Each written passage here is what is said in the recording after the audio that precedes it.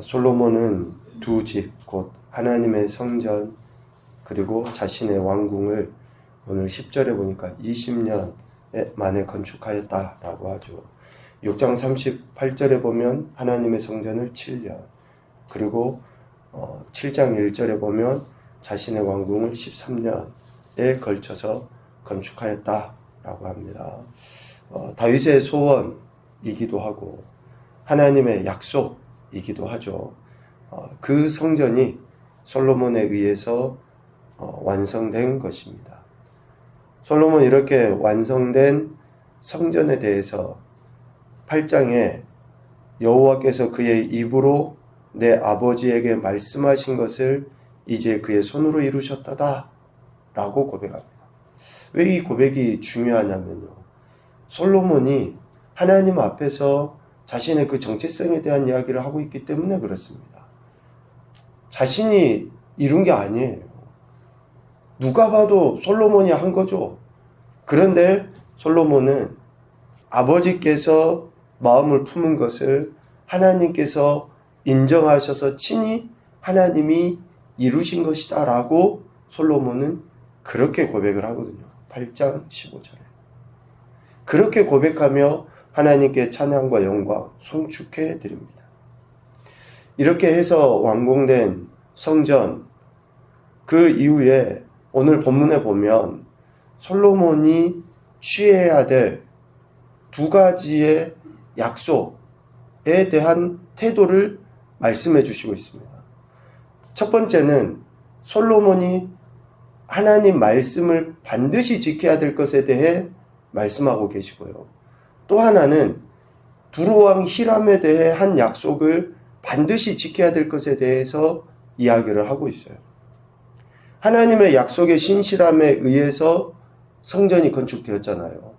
8장에서 이 모든 것은 하나님이 하나님의 손으로 이루셨다라고 고백을 했는데, 그 고백이 하나님께서 하신 약속의 말씀을 신실하게 하나님이 이루신 것처럼 솔로몬은 하나님께서 하신 약속의 말씀, 그리고 자신이 두루왕 히람과 맺었던 약속에 대해 신실함을 보여야 될 것에 대해 오늘 본문에서는 이야기를 합니다.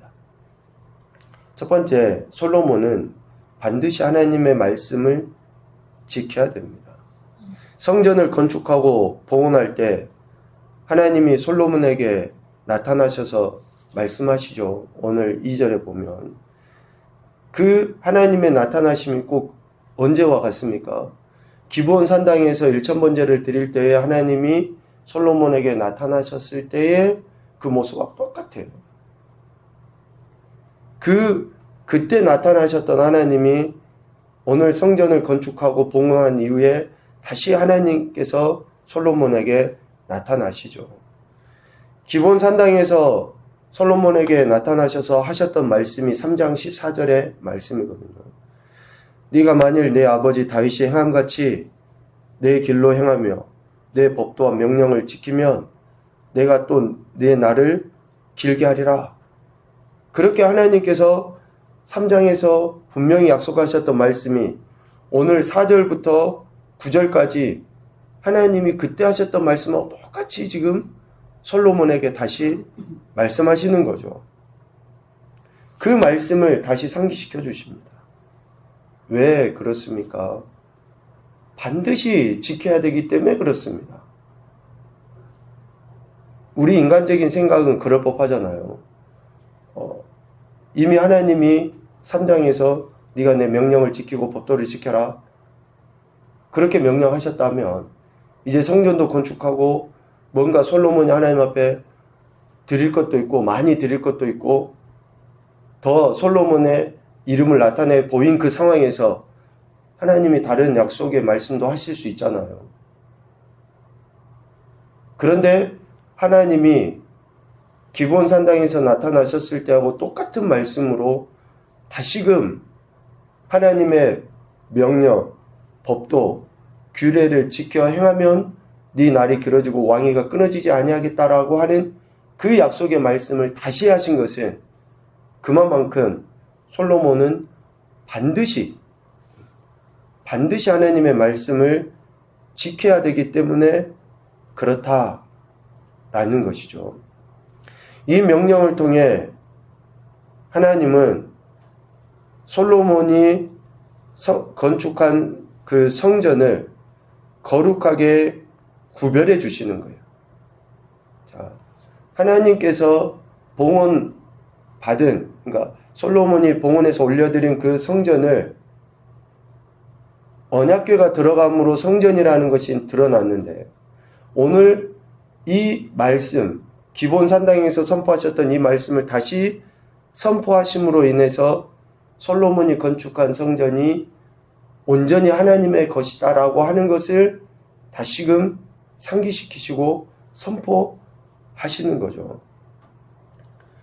그래서 거룩하게 구별하여 하나님의 이름을 그곳에 두시며 하나님의 눈길과 하나님의 마음이 항상 거기에 있으시다 라는 것을 확인시켜 주신 거예요. 확인시켜 주신 거예요. 그래서 성전은 말씀이 있는 곳이 성전입니다. 말씀은 곧 하나님이시거든요. 그래서 하나님께서는 이 말씀으로 솔로몬이 건축한 성전이 하나님의 성전, 거룩하게 구별되어 있고 하나님의 눈과 하나님의 마음이 항상 거기에 있는 곳이라고 인정해 주시는 거예요.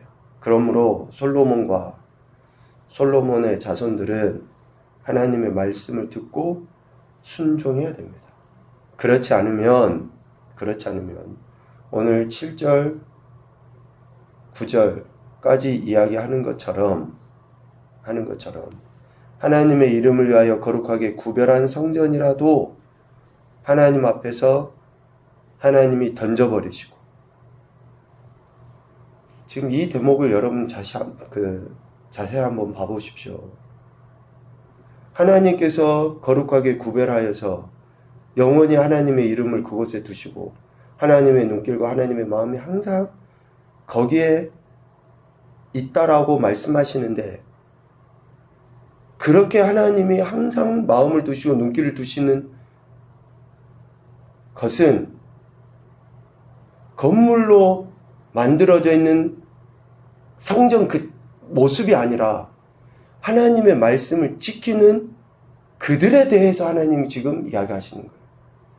솔로몬과 솔로몬의 자손들, 말씀을 듣고 지키는 그들에게 하나님의 마음이 있고 하나님의 눈길이 항상 거기에 있다라는 것을 이야기해요. 저들이 그 말씀을 듣고 지키지 아니하면 아무리 구별한 성전이라도 하나님께서 던져버리시겠다라고 하신 그 말씀. 그래서 그렇게 말씀을 지키지 아니하면 이스라엘은 모든 민족 가운데서 속담거리와 이야기거리, 비웃음거리가 될 것이고, 일찍이 애굽에서 인도함을 받았지만 하나님을 버리고 우상을 섬겼던 이스라엘의 조상들은 어떻습니까? 그들에게 내렸던 모든 재앙이 지금 솔로몬과 솔로몬 자손들이 하나님 말씀을 듣고 순종하지 아니하면 그들에게 내려질 것이다 라고 엄중하게 하나님이 경고하고 계시는 거예요. 솔로몬은 자신이 건축했다라고 자랑할 수 있어요. 그런데 하나님이 하셨다라고 이야기하고 하나님께서는 그것을 받아들이시는 거죠. 솔로몬 성전은 건물이 성전이 아니라 하나님의 말씀을 듣고 지켜 행하는 그 모든 것이 또 모든 자가 성전이다라는 것을 분명하게 말씀해 주시고 있습니다. 그래서 솔로몬은 반드시 하나님 말씀을 지켜야 되고요. 또 하나는 10절 이하에 나와 있는 것과 같이 두로왕 히람과 맺은 약속을 지켜야지 됩니다. 솔로몬과 두로왕 히람 사이에는 성전을 건축함에 있어서 히람은 레바논의 백향목과 잣나무, 금을 주고, 또 솔로몬은 히람의 궁정을 위하여 음식물을 주기로 두 사람이 친목하여 약조를 맺었거든요. 5장에 보면 이 약조에 대해서 반드시 지켜야 됩니다. 두로왕 히람이 약속한 대로 많은 물자를 주었었죠. 그리고 또 특별히 후람이라고 하는 노세 대장장이를 이렇게 솔로몬의 요청에 의해서 보내서 성전이 실질적으로 건축되게 했어요. 그러니까 그 히람의 약속을 지킴으로 인해서 실질적으로 성전이 이렇게 완성이 됐잖아요. 그렇기 때문에 솔로몬은 그 약속을 지켜야 되죠. 오늘 본문에 보면 11절에 갈릴리 땅 성읍 20곳을 히람에게 주었다라고 이야기를 하거든요. 그 땅을 히람에게 준 거예요. 솔로몬이 백향목, 잣나무, 금을 제공받았기 때문에 그 약속대로 준 것입니다. 그런데 그 갈릴리 땅 성읍 20곳을 히람이 좋게 보질 않아요. 비옥한 땅이 아니거든요. 산지예요. 좀 이런 것을 보면 이제 뭐라 그럴까요? 솔로몬이 그러니까 인간적으로 보면 야같다고 이야기할 수 있고 또 어떻게 보면 지혜롭다라고 이야기할 수 있는데 히람이 요구했던 것은 바닷가에 또 물이 풍성한 그 지역이었을지도 모르죠. 그런데 솔로몬은 갈릴리 땅 성읍 20곳을 주는데 비옥하지도 아니하고 자기 눈에 들지 아니하기 때문에 히람이 그 땅을 13절에 보니까 갑을 히브리어로 이야기하면 카불이라고 이렇게 이야기합니다. 별로 좋은 점이 없는 무가치한 그런 이름의 의미거든요. 가불이. 무가치한 땅을 히람에게 주어요. 그리고 실질적으로 5장 11절에 보면 솔로몬이 히람의 궁정에 음식물로 밀 2만 고르, 맑은 기름 20고르를 해마다 주었었어요. 지금까지 이렇게 계속 줬거든요.